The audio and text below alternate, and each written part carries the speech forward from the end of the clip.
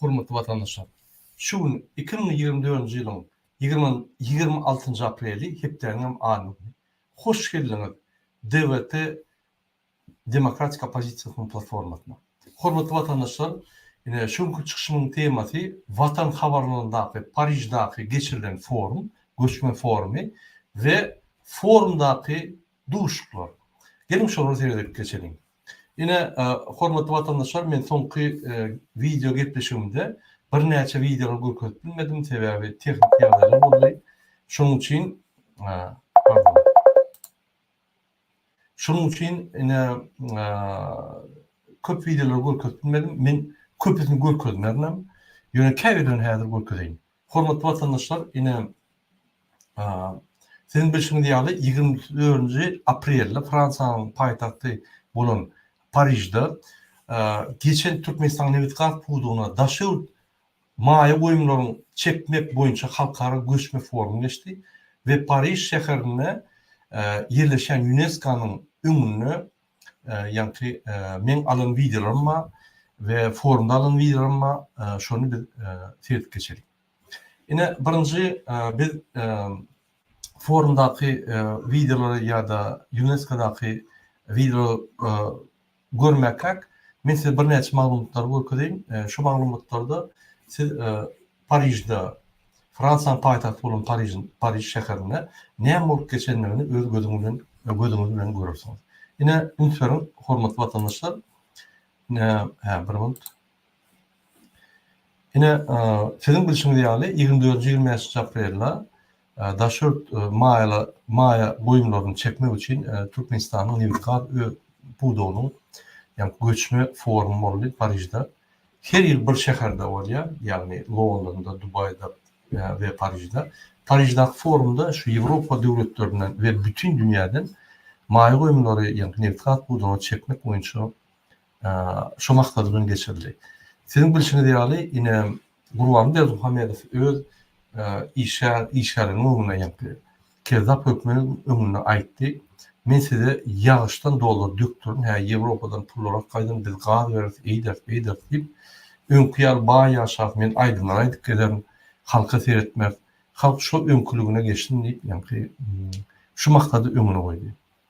Şoň üçin bir näçe ine hökümet işgärleri lütfen şular foruma gelip özüniň daklatlaryny etdiler, raportlaryny etdiler we şu ýerde Türkmenistan demokratik döwlet hem halk üçin ine hökümet işleýär, prezident işleýär, lider işleýär.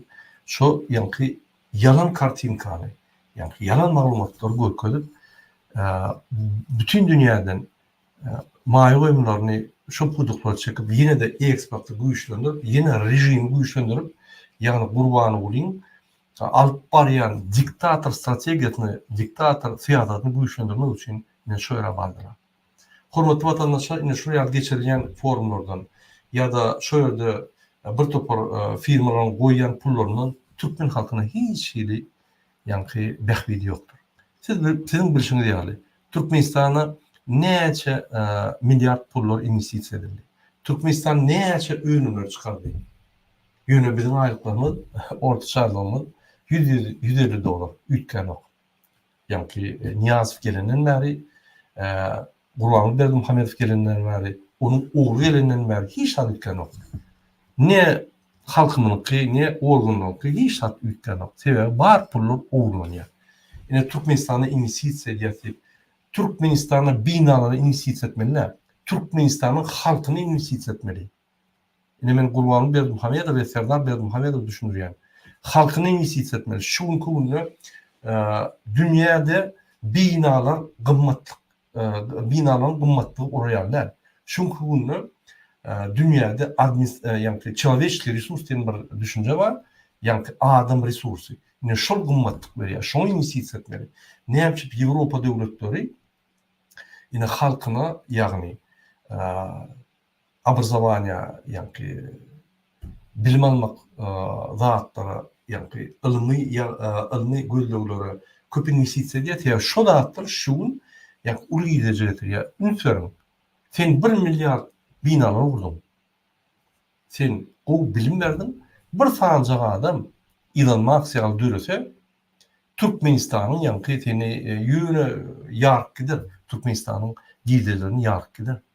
Sağlıklar ölen sağlıklar tölet adet bütün dünyada belli olur. Ne şuraya multiplikasyon investisiyalar investisiyalarında multiplikasyon rezultatlar veriyor. Yani neticeler veriyor. Bina kurdum yılın geçtiğince şu hükümeti açıyor. Onlar investisiya binaları etmeli, kurulmak yönü %100 investisiyalar öz arkadaş şeklinde kurup bütün dünyanın ağzımalı.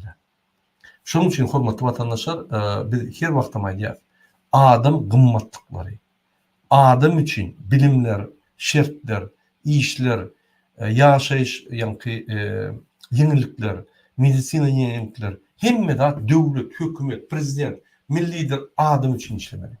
Adam da boşlatlar 80-ci, 70-ci yılların yankı maksatları diktatör olmak için, beylik olmak için. Yine Türkmenistan 33 yılda yine şunu etkiledi. Gelin forma etkilerin. Üniformu şurada forumda yine şuraya hükümetin yollaşları kevlermin bilen duştum. Kevlerini tutubilmedim, kaçtılar. Getim tümekleri. Şuraya forumda işte ol govda Türkmenistan'ın yankı Türkmenistan'ı maya çekmek govda yönü kıynasak da şunki Türkmenistan'da kurulan diktatör sistemati hem gelen giyidiciler hem gelen avantajlar dine ikadama gidiyor. Berdimuhamedov klanına yani maşgalatlar tohumlu gidiyor. Öğrene, oğluna ve onun dışındaki yeğenler deydi, yeğenler deydi. Onun yani sumku götürücüler, onlara yani produktu getiriciler, minister, vice-premier kezzaplara ine şor var ya. Şunun için bizim halkında oludun top yok. Bunlar pulalya yani Türkmenistan'ın TV varlıklarını bunun meter çıkarıp uğurlap gelen pulların cüylerini soğumak için. Bizde top yok onun. Yine şuna açacak var yani. Yine şuraya formleşti. Gelin seyirlerin kim yani şu forma katlaştı? Üniform. Yine şu kampanyalar. Birinci linyada yani koorganizatörleri Türkmen kampanyaları şurada Hatay kampanyası NPS yine bir neçe bir belirli kampanyalar. Yine şu kampanyaların yani partner hükmüne geldi. Siemens Enerji ve ADB, Vitol bir ulu kampanyaları yok. Yine ve Türkmen Gaz, Türkmen Nevit ve Türkmen Geologiyalı kurumlar katlaştı. Yine üniform, mesela bir rat ülkelerin hürmetli vatandaşı, yine dünyada en ulu kampanyalar, birinci 100 kampanyalar, yani şunu katlaştı mı, şu formaya katlaşmadı mı? Şunu katlaşmadık olsa, niye mi tebep şunu katlaşmadı? Gelin seyredelim. Sinopec, Hatay'ın kampanyası, yok. Petroshin, Hatay'ın kampanyası, yok. Bunun en güçlü dünyada kategori boyunca kampanyalar. Saudi Aramco, yok. ExxonMobil, США, Amerikan, yok. Shell, Великобритания, yok. Total Enerji, Fransa'nınki. O şu yerde Bağol'ün forumda yok. BP, Великобритания, yok. Chevron korporasyası, yok. Gazprom, yok. Lukoil, yok. Marathon Petroleum, India, SŞA'nki, yok. Rosneft, yok. Valero Enerji, Amerikanki, yok. Philips, yok. Aygara şu birinci 20'likten bolsa bir Total Enerji yani markasını koyuptur, onun bağırlığını ben bilemok. Mümkünse yok. Yine 7 en ulu kampanyalar dünyada. Sen şuraya halkara forumuna şeyem olsan, oraya sen devletin inanma olsa, oraya sen devletin iş edecek adam köp olyan olsa, hükümet olsa şu 7 kampanya içinde olmalı. Saudi Aramco kampanyası yok, Sinopec kampanyası yok, Petroshin kampanyası yok, ExxonMobil yok, Shell yok, Total yok, Chevron yok, British Petroleum yok. Yine Türkmenistan'ın şunun avrayını vurgu diye demek Türkmenistan'a investisiya etmek katı yankı hoplu.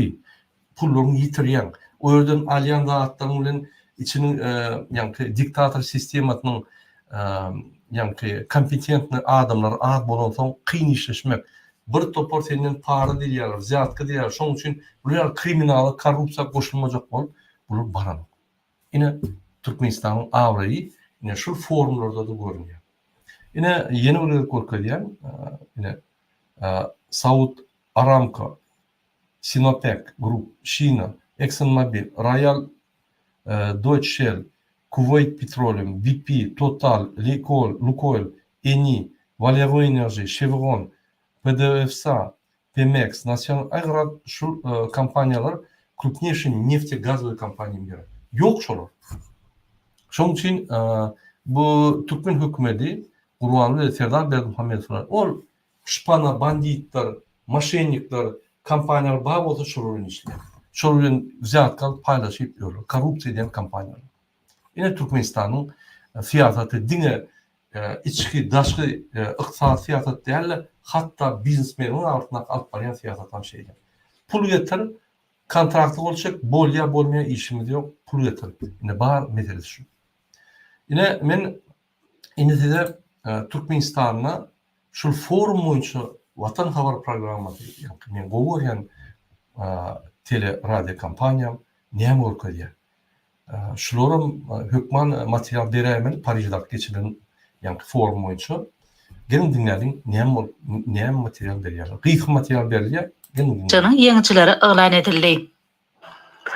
Şoň Fransanyň paýtagty Paris şäherine Türkmenistanyň itihad pudugyny daşary ýurtmaý goýumlaryny çekmek boýunça halkara göçme forumy öz işine başlady. Türkmenistanyň başlanjy bilen gurulan bu forum maý goýumlaryny çekmek we ýurduň energiýa pudugyny ösürmek üçin ul maksatlary goýýar. Forumyň açyş dawratynda hormatly prezidentimiz arkadan Gahrman Serdarymyzyň oňa gatnaşyjylary eweren çäreniň möhüm ähmiýetini beýan edýän gutlugy ul öz bilen diňlenildi. Döwlet başlarymyz gutlugyny berkarar döwletiň täze ýamynyň galkynşy döwrüni Türkmenistanyň newtkal toplumynyň öňünde durýan wezipleri üstünlikli durmuşa geçirmekde, pudugy daşary ýurtmaý goýumlaryny çekmekde, özleri bähwetli hyzmatdaşlygy muny beýlegim işçiň ösdürmekde möhüm ähmiýeti eýe boljagdygyny bellep geçýär. Garaşly Türkmenistan tabiat baýlyklary boýunça işe düzümlerinin, mali institutlarının, avrili halkara gupaga değişli taslamalyk kuwatly serişdeleri dünýäniň energetik hukmekde Türkiýe Türkmenistanyň hormatly prezidentiniň amal aşyrýan işleriniň Goýulan döwletler gatnaşyklaryň onuň bellemek bolar. oň netijelerini wagt etmäge. Ine şula 24-nde bolup geçen material sen bilşiňiz ýaly Watan habar programmasynyň diktorlary hemme zat geçýär.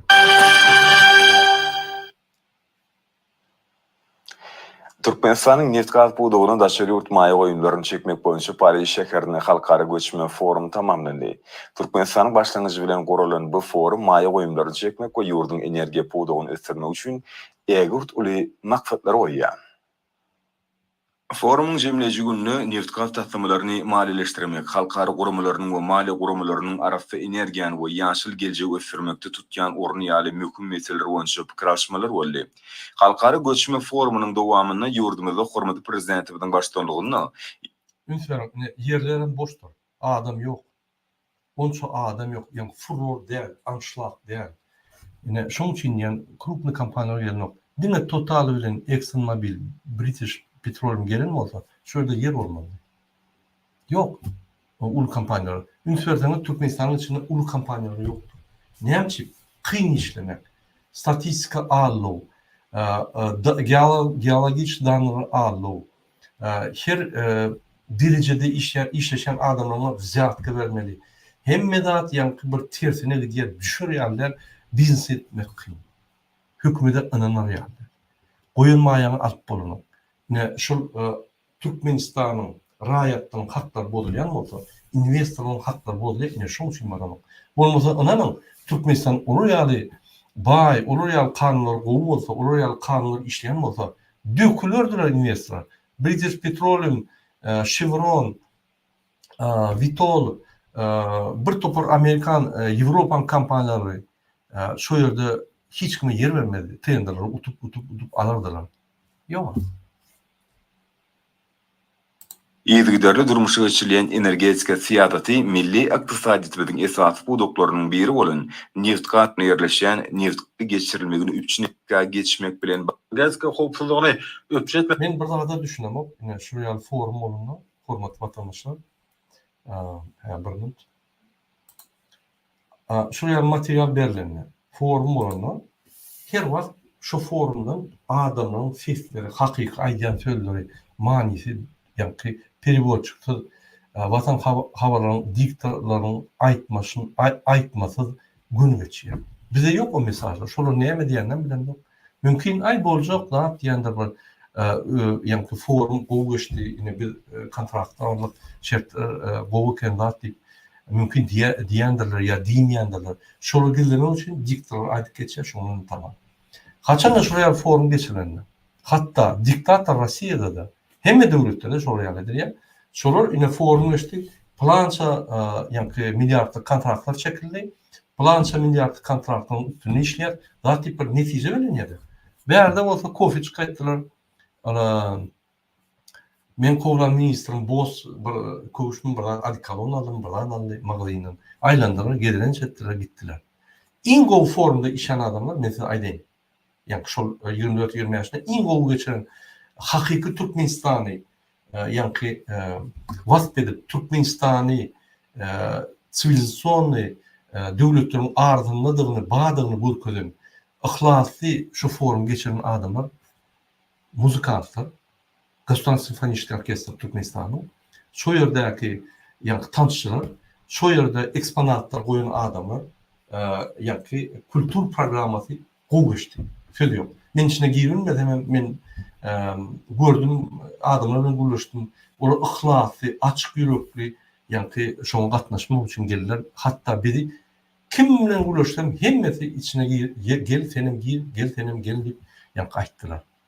Biz girilmek ýöne on releli ýok. Onu biz begenýär. Ýöne forumda näçip şuraya forumlar boş geçirilýär. Näçip Londonda geçti forum hanı misitsi? Ine Paris'de geçti forum hanı rezultaty? Näçip şu forumlary prezident, milli lider öz hökümetini bilenok. Sebäbi men bilýän.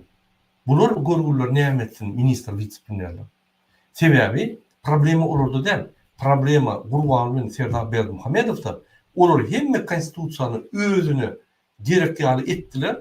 Özüne ýa-ni behbitli bolar ýaly etdiler. Hiç adam hakları ýa-ni adamlara, ýaşan Türkmenistan grajdanlaryna, investorlara ve Türkmenistan'ın içindeki ýa-ni biznesmenlere şol konstitusiýa ve Türkmenistan'ın kanunları may beren ok, şolar işler ýaly ve şu yerde pullar aylanıp, iqtisadiyyat aylanar ýaly kanunlar yok.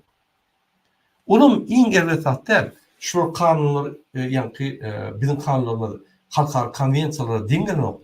Türkmenistanyň kanunlary Türkmenistanyň gol çeken konwensiýalara diňgen ok, şolary ýatyrmaly. Dogrudan diýsem, şonuň 40% kanun 40% ýa-ni maddalaryny ýatyrmaly. Ya konwensiýa diňgen ok. Ondan naşary Gurbanlyň Serdar Berdimuhamedow bular ýa-ni dil görkezmegi berip şu kanunlara bozýar. O zaman o yerde näil investisiýa gelsin, näil biznesmenler işlesin, näil daşarydyň ýa-ni dogry korrupsiýa etmeýän kampaniýalar näil işlesin? Mümkinler. Şoň üçin bular Türkmenistan kartinka edip görkezýärler. Toro ýa-ni pullar düşdi, investisiýa düşdi, derhal arkadaş şäher toýýarlar da öz behbitine ýa-ni pullar toýýarlar. Ne halka, ne Türkmenistan'ı üstürmek, ne Türkmenistan'ın bilimine hiç tadı toğlanır. Yine özümüz bilýän institutlarda, universitetlerde näme ýadyra bolup geçýär. Birinci prezident, bir kanun prezident, özünü taýlan prezident, ýa-ni ýekete kandidatly taýlawga geçýän prezident Niýazow ruhlama ýa-ni kitabyny ýazyp adamyň miňisini aýlady. İkinci gelen, onu öldürüp gelen Putin'in zadanyatı bilen vatanını satıp Putin'in kulu oldu. Oğlan ikisen. Bular näme diýär? Niyazov'dan soň ülkeş var mı? Yok. Hatta Niyazov diktatör dediler, bunun ýaly kezzapçylyk ettirmedi. Öze diýerdi bolyn diýanakra ettirmedi. Bir-birinden basýardy. Bunu ýa kezzaplary tutsa şöyle pul berişdirip zat edip goýup ýene kezzaplary edip eýem wedipa ofitsialny satýar. Kabinet ministri wedipa satýar. Aparat prezident wedipa satýar. Ministerlikler wedipa satýar. Men her gerek beýan etdiýändir. Näme skemada gidýär, kim alýar, kim berýär? Hançarylar? Yok. Şoň üçin korrupsiýa ösýär Türkmenistanda. Korrupsiýanyň fundamenti, ýa saklap durma aşagda korrupsiýany Gurbanlyň Serdar Berdimuhamedow. Şoň üçin ösen. Bolmasa düýetjek bolsa Serdar Berdimuhamedow 2 ýyl işleýär. Hany rezultat? Hem ne etti? Qadağançılık, vize girmek, adamlar seyretmem, köçede 20 yerden sonra köçelerde gezmesinler, tutup gidiyorlar. 2 volt gezmesinler, derrov yankı bulur alıp gidiyorlar. Ya da 2 volt gezmem. O nereden prezident oluyor? Halkının korkuyan mı olsan, halkın üç başlata dağırdap oturuyan mı olsan, yerim derlerden, gitmerden. Yine hurmatly vatandaş şeyli oluyor. Inni hurmatly vatandaşlar, men size şu menin alan videom, yani bizim alan videomuzı görkezeyim. Şol videonun käbirini görkezek, käbirini görkezip bilemek sebebi adamlar çyn yürekten guruldular, çyn yürekten ayttılar, bir topardan attılar. Olar görkezsem, o zaman olar adamlarda problem var. Gelin şunu seyredelim.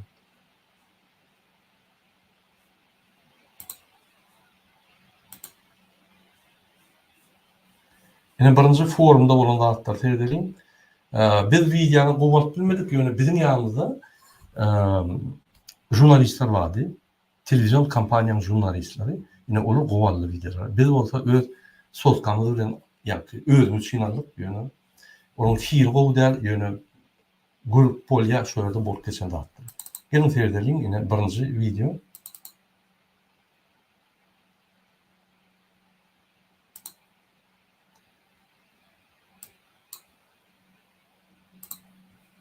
Men size gurrun verdim yadınızda olsa biz bir ministerden interview alacak bolup kaçıp gitti yanındaki yoldaşları bilen onun minister öyle yanlış mesela yerinden kovlap tutulmadık. Son bir bölük videosu var men size görkezeyim. Ministerin.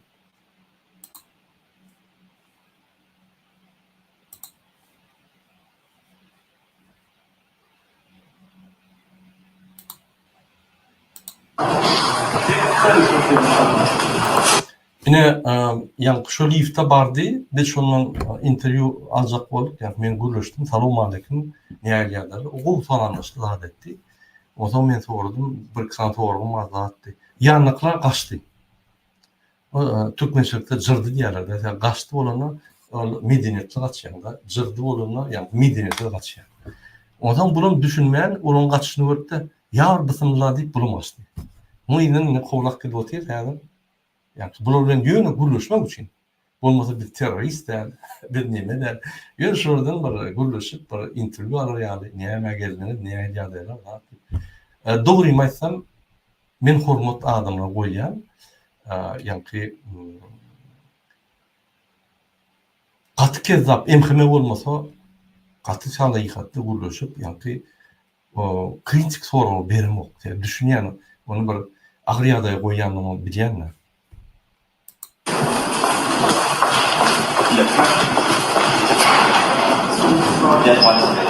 Yine şu kaçtı pavarotta biz bunu böyle yapıyoruz. Niye kaçan diye. Sonra ya teyzlik kaçtı. Yetilmedik.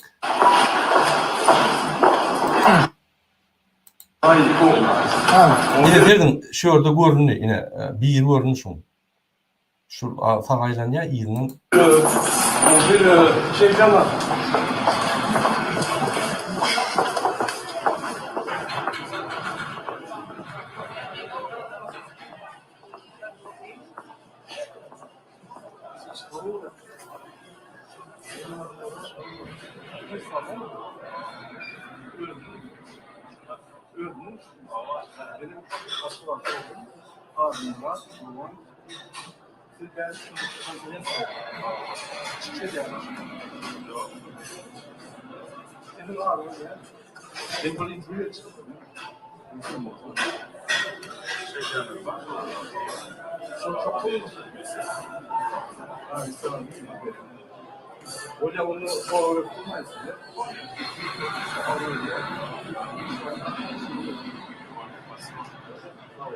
Mesela şu bir departamentin başlığı Türkmen geologiya müneftini abi bilemem. Tarikatlı uğraştı. Şu vice premier olmasa, hatta Serdar Berdimuhamed olmasa biz tarikatlı uğraşıyorduk. Sebebi bizim terbiyemiz var, medeniyetimiz yerlikli. Biz artık uğraşıyorduk. Ne mesela şey men minister Türkmenistan'ın. Men diktatörün aşağını işleyen. Men diktatörün yani prezentasiya demek, men dövleti prezentasiya ediyorum. Burwanov gelsin, Beylek gelsin, Apasanyer gelsin. Näme apozisiýa gelip soraw berip bilenok. Berip bilýär. Ne problemi? Fransada istenik ministrinin istenik apozisiýa gelip soraw berip bilýär. Jogap berýär. Ine soraw berdi, jogap berdi. Aýtdy men ýa wezipem orallar, ine o ýerde ministr bar, şoladan bar. Ýa interview alsam, gobul orada zat dip bolýar, sağ bol, taňa ýakasyn üstünlük dip. Ine guruluşdy. Şul adam kanun boldumy? Ýok. Şul adam Gurbanowyny satdymy? Elbetde ýok. Ýöne hatta şundan gorkýarlar da Gurbanowy Serdar Berdimuhammedow. Hatta şundan gorkýar. Men şonu düşünemok. Nämeden gorkarýar? Näme biz öldürip barýarmy? Ya biz muny maskara edýärmi? Ýok. Halygatly ulaşdy. Ine şul ýaly bolmaly. Gaýtyp şul ýaly näçe bolsa Gurbanowy Serdaryň ýa-ni gowy menejerdigini görkezýär. Ya şular ýa-ni düşünjeli, halygatly guruluş bilýänni, interwýudan prozraçny ýa-ni açyk zatlardan gorkan okdugyny, onu erteki gün ine bizde diktator döwlet diýsek hiç kim inanmaz. Hana ministrler guruluş bolsa, hana hemme zat normal diýseler, diýipdiler. Bize bolmasa Gurbanowy Berdimuhammedow we Serdar Berdimuhammedow şular gysyp sultnama berýär, şular gorkup diktator döwlet diýip sultnama berýär. Ine guruluşdy. Ne problemi var? Men interview berebilecek bir problemi yok. Ol her adamın ýa-ni istegi berip bilmese gurulýaly, problemi yok, üstünlük boldy.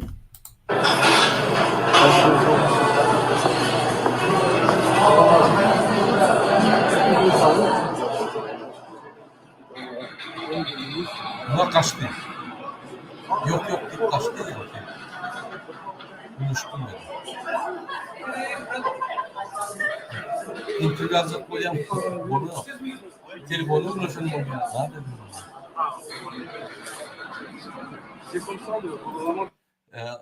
Men Türkmenlerle bolýar da, inostransy ulaşan bolýar, ýa-ni telefonda. Jaňa meden o telefonu ýa-ni inglişe ulaşan bolýar. Näme bular tanýar? Ýa-ni şu ýerde medalçy bar. Ine men size görkezýän. Bir minut. Pardon.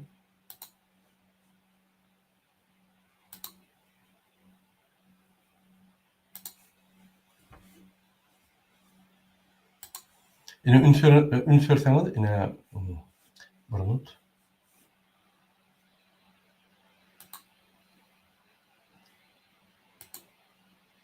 Ine ünferseňiz serden hormatly vatandaşlar, ine şu ýerde medallar bardy. Bular ýa tanamak hasan.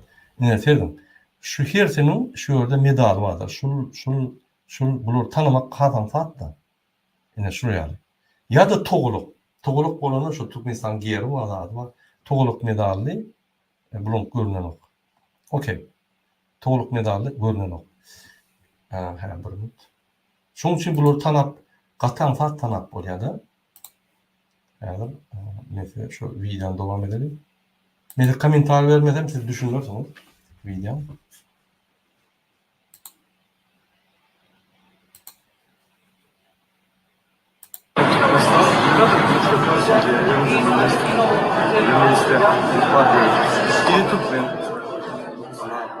Mais ils ont le peur de donner une interview ou parler parce que ça va être direct.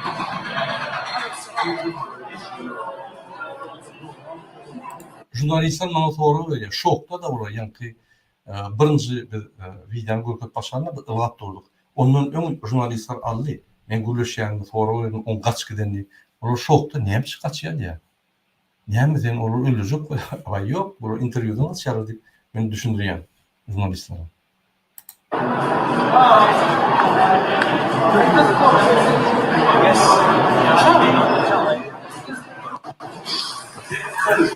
Yine birinci video. Pardon. C'est quoi le film?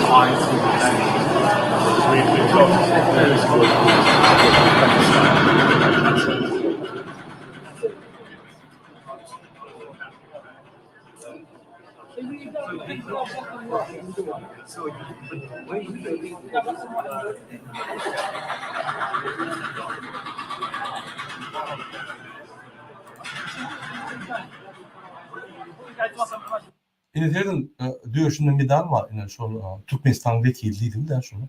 Türkmen delegatsiya şuraya medal geldi. Ine şunu olan guruluştuk. Daha da problemi yok. Ya bu näme watan döýeni bolmaly? Elbetde yok. Gaýty Türkmenistan hemme gatnaşyklara taýin opozisiýa bolsun, beýleki bolsun forumda biz açyk ne şunu koýmaly.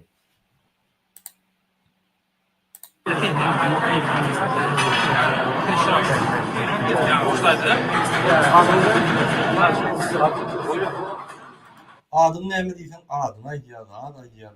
Problemi yok. Soraga jogap berdi. Bizim düşünýär onu ýanky evet soragy bermek ertesi gün şunu tutup alyp gider ýaly. Normal soragy berýär. Ýa forum boýunça näme duşlu geçdi, ine şu atdy. Doğru jogap berýär. Ine şu adam gorkmaýan we opozisiýa bolsun, beýlik bolsun, arkyň gurlap bilýärni görkezdi. Ine şu ýaly güýçli adamlar ýok Türkmenistanda. Gurbanly akylly bolmasa, serdar akylly bolmasa, ol gyrmaly. Türkmenistan döwleti üçin näme düşündirme bolsa, düşündirme awrak adamyň diýmeli. Arkyň bolun, opozisiýa bolsun, beýleki bolsun. Hemme ol forum diňe ýanky bir tarapka adamlar däl, isteniň adam at bilýär. Ol ýanky bizim interview alýan ýerimiz hol, ýygnak geçirýän ýerlerde çykyp kofe içilýän ýer. Şöyle esasy Türkmen delegasiýa bilen gelen mihmanlar, başga ýok delegasiýa ýanky foruma gelen mihmanlar. C'est quoi le film?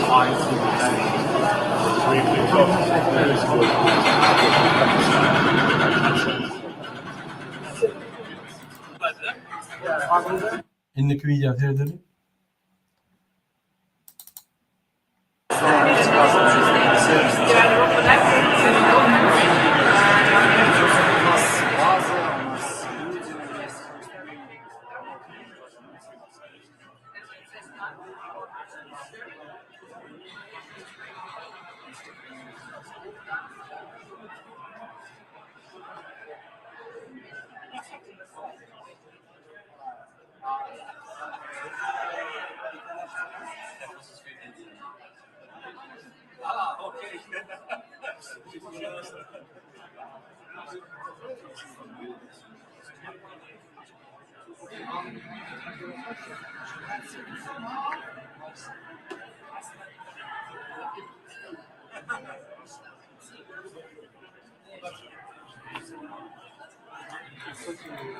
Ine şu ýalarda ministr bolmaly. Açyk. Şu guruluşy ýanky forma çağırdy. Gelin dedim, şu ýokarda geçe plan ýerde gelin dinlen gaty-gaty diýip. Ine şu ýaly ministrler bolmaly.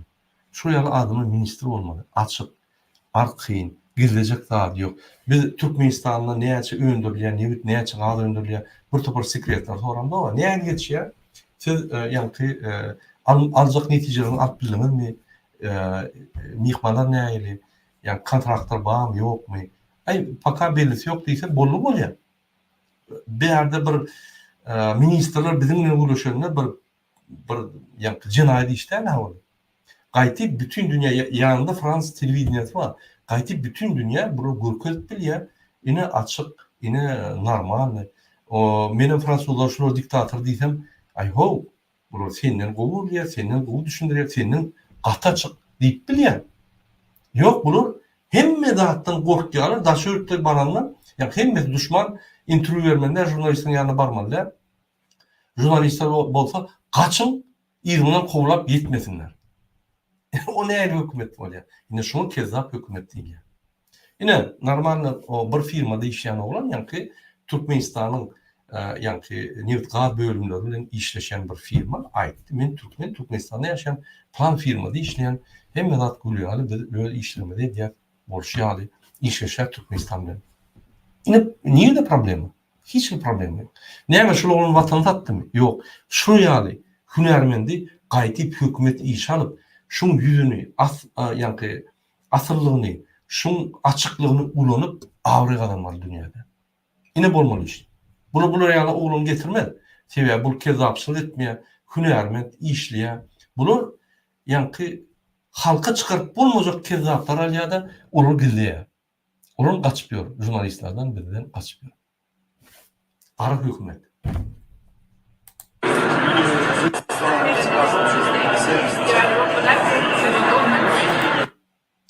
Yine şu forum yine şeyler işte, hormatly vatandaşlar. Men size başka da videolar görkezeyim. Yani düğün men görkezmedim. UNESCO'nun videolarını. Ulan size görkezeyim. Bir minut.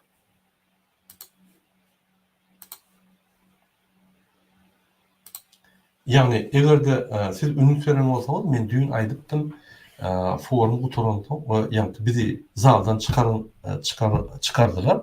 Yani forum gidip dukan. O zaman bir neme zalda buluş bilmeyen tam fikir alış bilmeyen tam bir daşınla yani protest ettik. Daşınla yani afişe koyup adamları düşündürdük. Televizyon düşündürdük. Polisler de orada geçen adamları düşündürdük. Umuman yanmattırdık da Türkmenistan'ın edilecek investisiyalar dine yani Ataloğlu'na gidiyor, şolunun baylıklarını köpeldiye, bizim halkımızda hiç zat top yok. 33 yıldan beri bizim aylıklarımız şoğru $100 ve biz ösemiz yok, bizim bilime pul koyulan yok. Adamların yani sosyal problemler çözen yok, sosyal binalar kurulan yok. Yani din aşkıvattı oraya, neyemçip yol ötününü, neyemçip Sakarçayagı'da, neyemçip Tecin'de, neyemçip Mar'da, Livap'ta, Dağışoğlu'nun oğullarına, Tahtada, Kürnülgönç'te, neyemçip Tahtavağlar'da, neyemçip Esengul'da, neyemçip Balkan'ın oğullarına, Aşkavad'ın oğullarına vurulan banisalar, poliklinikalar, medeniyet öyler, yani institutlar, teknikumlar neyemçip edilen yok, neyemçip dine, yani statuyolar, dine arkadaş şehirlere, hemme gelen gidiciler hatta investisiyalar çoğunu geldi. Yine şunu düşündük. Gelin bir akşam sonra UNESCO vardık. Ben dün aydışım yani. UNESCO'da bir topar adamlarla buluştuk. Türkmenistan'ın adamları. Hatta Türkmen televizyon yapıyor. Vatan var. Diktatörlerle buluştuk. Yani şu vatan havalar yani Türkmen televizyonunun işaretiyle buluştuk. Onun birden interview alacak olup yani bizi çektiler. Elbette tanan yerler olmasa etmez diye düşünen onun yanlışlığı değil. Hatta eğer de şu yerde bizden interview alan olsalar, ona vatan programına görkezler mi olsalar, bizim bir topar hatlarımız, bizim bir topar diktatör diyen sözlerini yaptık. Hem opozisiya, pravozащита opozisiya diyen hatları boş oluyor. Yine Türkmen televizyonuna çıktı, biz görkezdik. O bir fikir. Problema değil. Bizde yani demokrasiya. Bolli. Şoňularym ýatyrýar bir topar soru, bir tane reportaj, hakiki reportaj ýatyrýar. Yok onu etmem. Yani şu gıyım masalarını gürleşip bir içine tanacak bolup dıda bizim interview yani kaş edip bizden interview alacak bolanlar bolýar diýip problema yok. Interview bereli, gaýtyp kömek edelim, näme kömek berýän bolsa. Sebäbi biz yani dürü zatların aratyny aýrýar. Bul siyasat, bul yani medeniyeti Türkmenistan eğer medeniyette mahtumuliyini okudyan olsa, orkestr okudyan, dine oy. Sebebi iksan kezavi öve nokta yankı Türkmenistan'ı övüyor. Biz hükman koşulmalı bilim, el şartmalı bilim, hem yerde görkölmeli, şu videodan seyredin Türkmenistan'da. Biz yankı qoğulamalı. Şunun için şöyle bir qoğulamanı vardık, biz o yerde siyaset etmeni varmadık. Ya provokasyon etmeni varmadık. DVT halk hareketi salihatli, akıllı, asıllı, yerlikli, gurmaşıklı uğraşıyor. Bize bir direk provokasyon gerekiyor. Forumda provokasyon etmedik. Varıp bir yönü gülüşük olduk. Hatta OBS'de varıp gülüşük oluyor. Hükümetin işgallerinin kaçanıklar, zır yaran, maskaraçılık. Yine şu yerde yani bir topal gepleşikler oluyor. Muzikantlar, tanışçılar ya organizatörler bilen. Ben o videoları göküp bilecekler. Sebebi olur, nime bulayma mümkün. Yine sebebi olur, bizi qoğulludur. Ben kəvilerini yönü göküdeyim. Yani bizi qoğullamayan yönü ekranda, yönü düşünür. Yani suçan düşünür göküdeyim. Yine sevgilim hormatly vatandaşlar.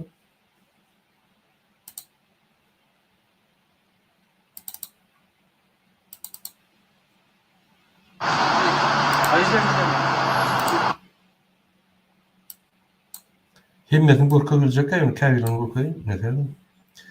Esas biz almadık, esas operatörler aldı. Yani biz elimizde yani soğutka bilen aldık. Bu neyse bir de. Şu UNESCO yani ki UNESCO gelip konserte gelen adamın giyilgen yeri. Central kapı değil de giyilgen yeri. Biz Central kapının yanına varında geçen Türkmen bizi içine salacak oldu. O yerde yani bir enmeş ılgak çıkıp olur akıdip yok tas ölünün gidipti.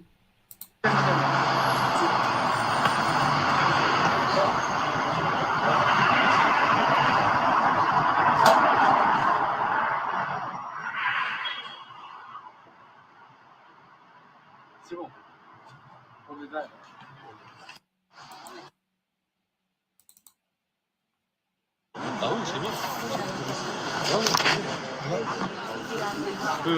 Yine şu yankı oçuk var men ömürkü videoda okudum oçuk ne diye şu oçuda bizim yankı vaktimiz verildi yankı içine girmedi.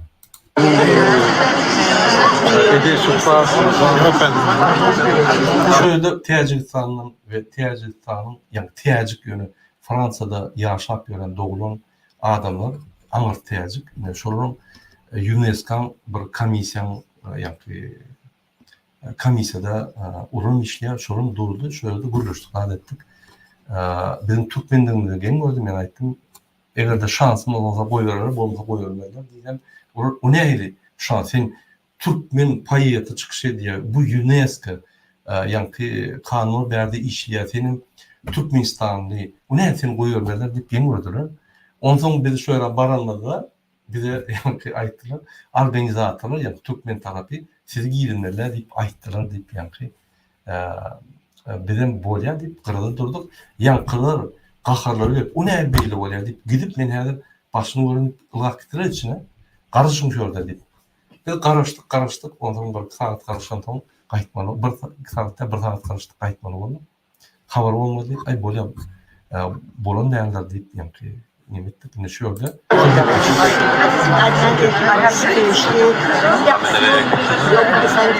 vous inquiétez pas, il nous amène. On restera coincé.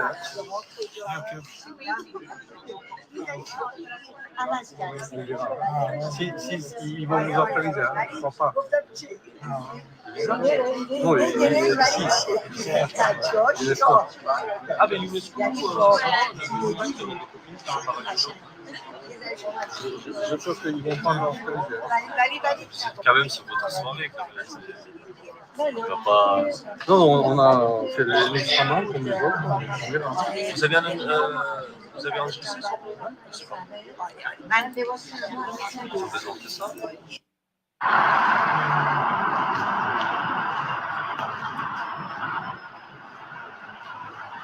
Ünferin şöyle bir kuşlarını emkime çıkma. Şu kimliğinde gülüş ya video ya bir koyvermedi yani şu bir telefonunu yönü bize verip dakladı diye neyme diyen neyme o yani yine var yani kimle gülüş yani ayralar kas korkuyorlar ben düşünüyorum korkuyanlarına yönü vuruyan korkuyor neyme bir yaralılar biz Fransa'da bizim edilecek zadımız yok. Yani şuraya rejim öz vatandaşlarının apazitini korkuyor. Şunun için şu neçeli Türkmenistan'ın içinde özüne milli lider diyen, Türkmen başı diyen, arkadağ diyen, arkadağ terdağ, alavaylı terdağ diyen bir edevem apazitsa bilen gülüş görün o. Korkuya birden duray apazitsa duraysa ya bir apazitsanyer siyasetçi bolsa ya apazisyon parti bolsa parlamentte yüreklidir ya bunu. Değil mi Türkmenistan'da?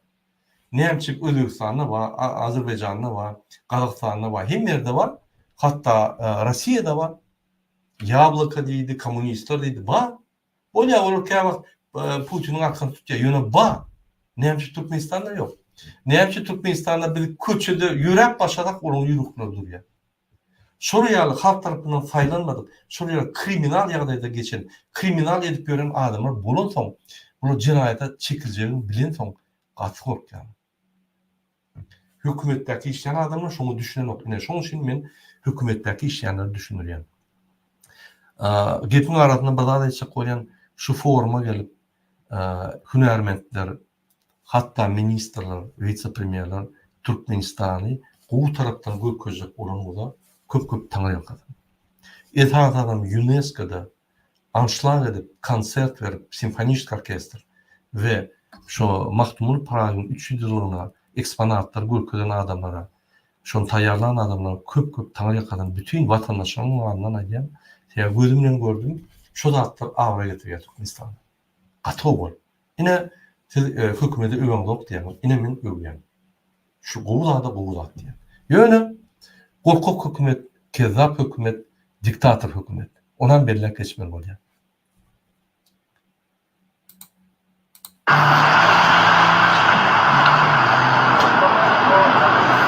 Sevdim, şu adam telefonda da her vakit.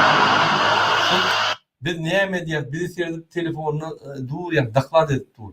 Bu taraftan bir adam beyleki ağızdan, bir giyecek olan ağzımızdan, yani UNESCO'nun ağzından başka adam. Şunun başında yeni herdir 4-5 tane imkime gelip dururlar. Usileyin edip.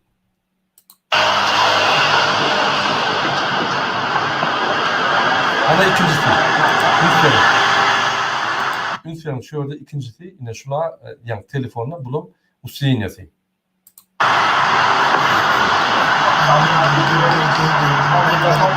Security var. Bulması yanına var. Sonra verir de bunu.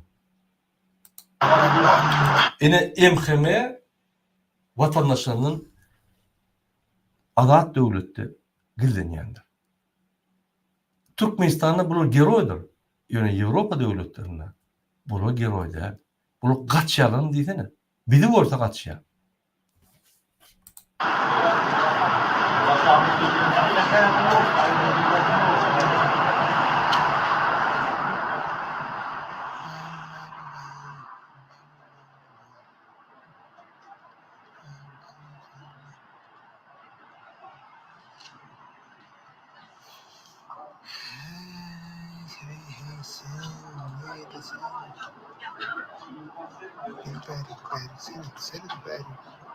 Kaç aydan?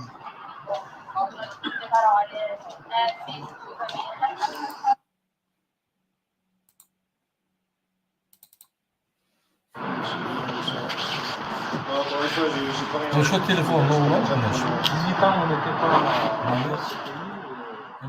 Şu bir yöne bakar yapıyor. Yani işte yani medya. Kapok yalı bir giremez.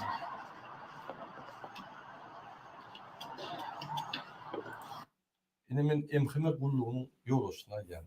Yine bir giyilerimiz bilenim. Bir edepli adamlar, bir provokasyon ettiler. Türkmenistan neyde öğünü görközüp bilen olsa halkını, payetlerini, yani şahirlerini, yazıcılarını, halkını bir dini koyarlar. Yöne neyde kezabı, arkada ağırlığa tip gürleyen olsanız biz sizi maskara ederiz. Sebebi o yalan. Doğru da bir doğru diye. Bizim bisprediyelşik değer bulman oluyor yatırdan yani. Yermedi biliyat, yerlikli işleyat ve efektifli işleyat. Türkmenistan hükümetinin hem kezzap derler. Biri mezbur, biri has kezzap, biri düşünen yerde biz hemmetinin yankı tapağını görüyoruz. Şunun için hemmetine bir kezzap deyip bilecekler. O mümkün değil. O ne doğru. Şunun için şuraya siyasi değer zatları varsa bir opozisiya olsa bir şöyle çıkış edelim, bir go'llap çıkış edelim. Hükümet kurulan olsa hükümete sağ olsun ayırız. Sebebi men öňüme aýdýar. Eger de hükümet dogry jesediýän bolsa, birinji men çykyş aýdarym şonu. Ýok da halka hiç şart edenok, diňe öz rejimini öwür ýaly, öz rejimini güýçliler ýaly, öz rejimine pul alar ýaly we onsoň arkadak şäherlerini gurar ýaly bulup herket edýär. Ene şoň üçin biz tanqid edýär.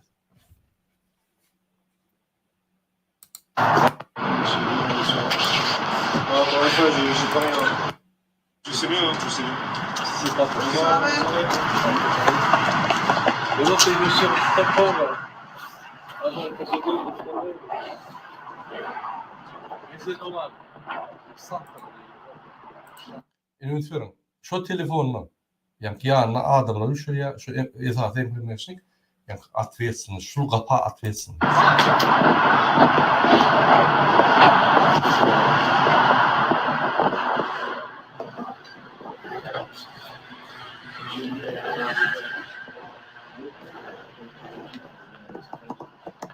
Yani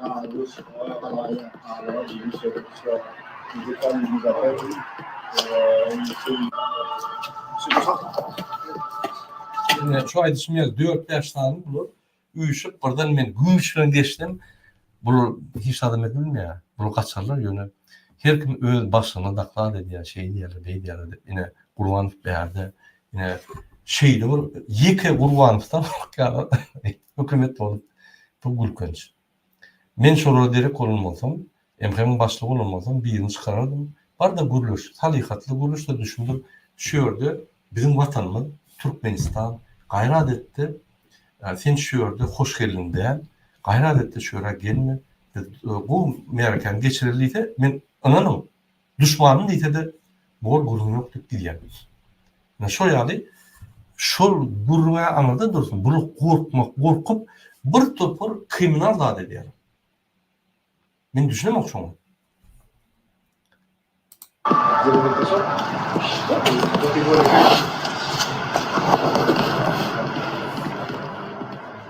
est dans les lois. Écoutez, si vous donnez les lois, ben, c'est parfait. Voilà. Faut bien quelqu'un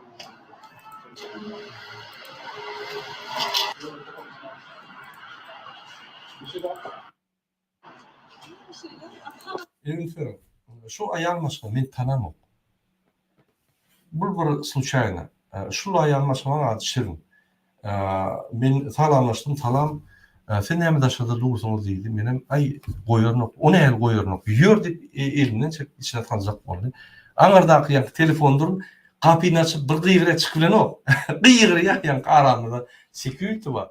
Ýa kapyny açyp gyýra Şirin gel bäri. Gel gürleme gel. Ay tas ýüregi ýalypdy. O gyýdam düşünenem. Men tanamam o ýöne. Ine normal adam. Geldi, Türkmenini gördü. Apazitsi bolsun, beylik bolsun, onu tapağı näme? Ol medeniyet taýdan bir konferensiýa, bir duşa çagyrýar. Gaýtyp apozisiýa bolsa şu zatlar görse mümkin kirli saýlanar.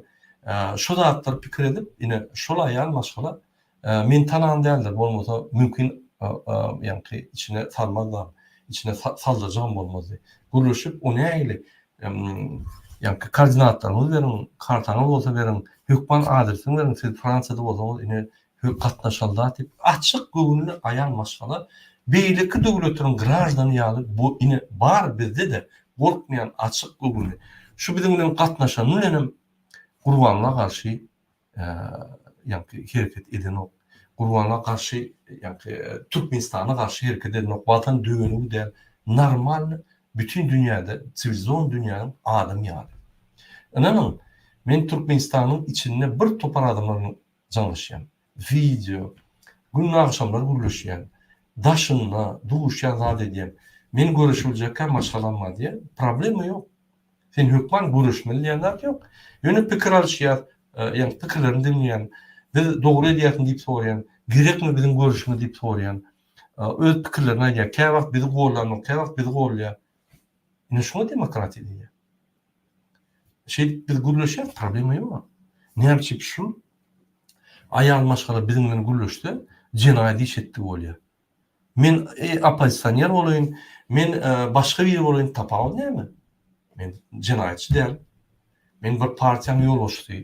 Ne yapacak gürleşmedim? Ne yapacak sebeple korktum. Korktu kayıtıp Türkmenistan'da diktatör rejimin yankı katı ağır yağdayını orkadıydı. Bu gaytip diktatörlük yok Türkmenistan'da deyip artık gürleşiyor. Öyle mi? Yine emkeme agentlerine ben misal okuyayım. Şu realite yiti işlemeli. Siz yönü bizimle salamlaşan adam yığınak isteniz, siz özünüze düşman adam yani. Onun bir, siz Kurbanlı'nın siyadara medveji usluğu diyemez. Demek ne mi? Şunu beter yönetir yani. Halka dünya. Şunun için katı işlemeli, ataklı işlemeli, toç içine. Siz onu umurluyorsunuz. Şuraya almaşkala men sağ olsun aydan şuraya katı açık güvünlü, açık nime yürekli, arkin gürleşti. Mümkün men tanıyanlarla onu zeleriyor. Men yine özünü tanıştıran men Türkmenistan'ın halk hareketi yani Demokratiya Vatan Türkmenistan devleti halk hareketinin yol açtı. Bizde öğren köp yani aktivistlerimiz var, ağlarlarımız var. Aktivist deyip aktif olanlara aktivist diye yönü ağlar olup yani aktif değerlere ağlar diye. Bizde köp adam golüyor Türkmenistan'ın içinde taşında. Biz adam gımmatlıkları için görüşüyoruz. Biz Türkmenistan'da konstitusiyadak belirlenen yani bizim şartlarımız yani hurmat koyulup bolsun deyip görüşüyoruz. Biz bir adamın bütün Türkmenistan'ı eylep arkada klişkasını öğünü alıp millidir deyip öğünü bunu hiç kim saylamandan öğünü lakam koyup bütün dünyanı alıp halkına genosit eden adama karşı. Bizim de iki adama karşı. Serdar ve Gurbanlı Berdimuhammed ve onun anladığı yeğeni pegeni Şamlı Pamılara. Kalan hükümeti işen adamı biz karşı değil. Onun mecbur adayını düşünüyoruz. Şunun için ben her vaktim diyen vatandaşım gelin birleşelim. Bir revolüsiya edip kan döküştüğümüz gelen yok. Bir gраждан uğraşına eltiştiğimiz gelen yok. Gelin birleşip çay içip şunu yıkalım. Çaylap, suğlap, 3 günden bayram edelim. Yine Kurbanlık bayramı yetik geliyor. Gelin şunu edelim. Yine biz şuraya çağırıyoruz. Biz ekstremist değil. Kurbanlık faşist, öyle halkına faşist değil. Biz normal adam. Medeniyet aydan, inat aydan terbiye alan adamlar. Ahlak aydan, durmuklu adamlar. Şuun bu ayda kaldırıp, ertesi bu ayda kaldırıp, yani provokasyon edip, ılgap, bir yerini satıp, internette, yani bir yerini zapistan vurku diyen adamlar değil. Biz borçunu vurku diyen. Bunun zadı. Hem de adı görkelilemek sebebi bir topar adamlara elbetlik bulma mümkün. Yine şuna yanlış kalan Akin Gülüş'e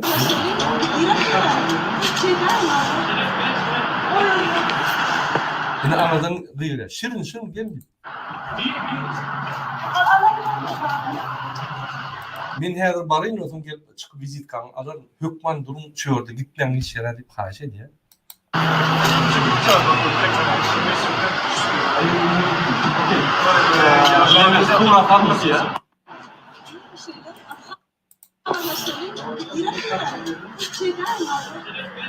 İşte girecek o demeli. Şöyle elfeme bollar konusu girer. Yine şuraya ali ayal maşgala, insaflı, terbiyeli, bağlı biz biliniz. Yine şuraya ali insaflı, ayal maşgala bulunsun Türkmenistan'ın milletin hümmeti var. Şuraya arası adamlar bulunsun. Yine şu adamlar girecek Türkmenistan'ı, her Türkmenistan'ı götürüp geliyor.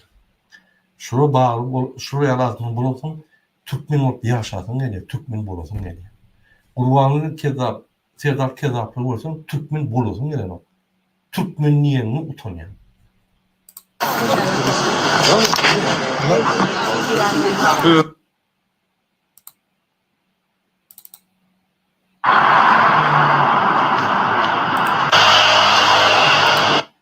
Hürmetli vatandaşlar umumi evlerde cemlesek,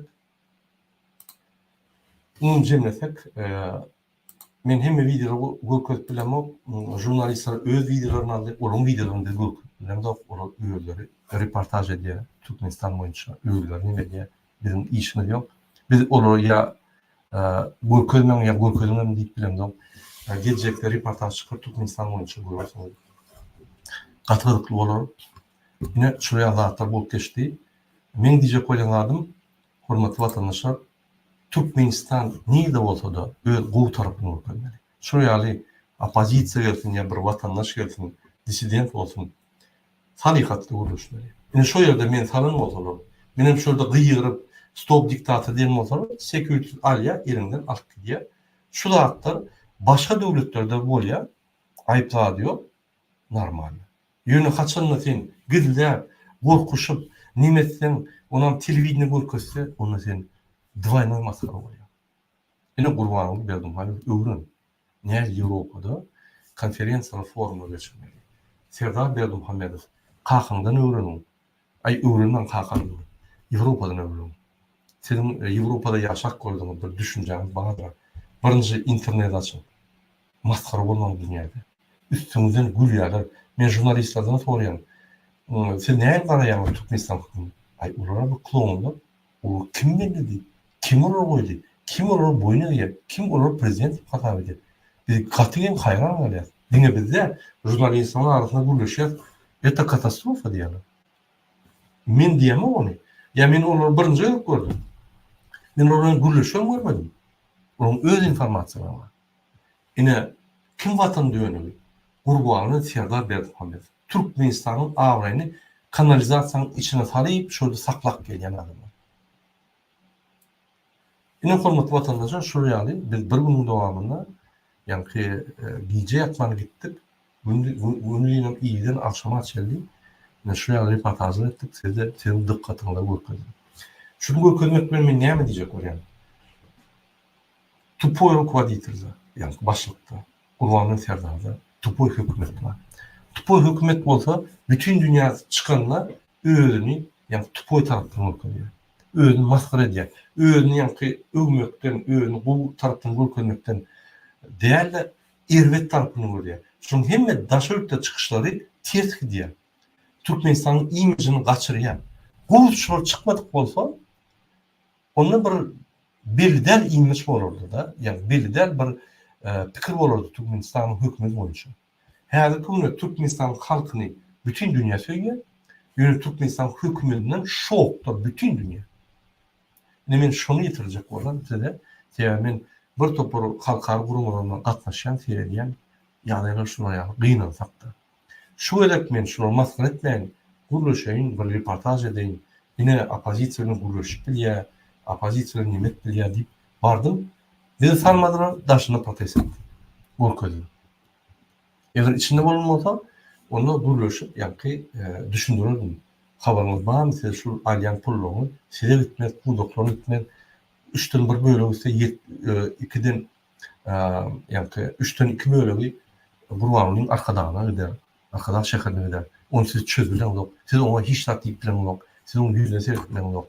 Yine şu da hatta ben şunu diyemeden başka diyecek olmam. Ben şöyle bakayım. Hormatlı vatandaşlar, yine şunun efir mutayan, sizin hemen birinci ölen can sağlık arzu ediyorum. Biz Türkmenistan hükmanı üstürüz. Biz Türkmenistan hükmanı suratda adaletleri çıkarır. Türkmenistan adalet olmalı. Türkmenistan her vakit adalet olmalı. Türkmenistan dini unutmalı. Türkmenistan adaletlik. Türkmenistan adaletlik. Türkmenistan halkına adaletlik. Sağ olun.